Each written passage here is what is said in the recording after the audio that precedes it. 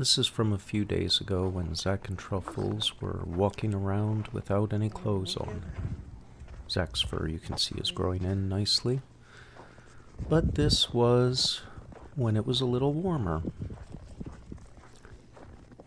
We'll let them walk and let you see a typical walk. But stay to the end and see what it's like today as we get a 12 to 20 inch blizzard blowing through the northeast of the U.S.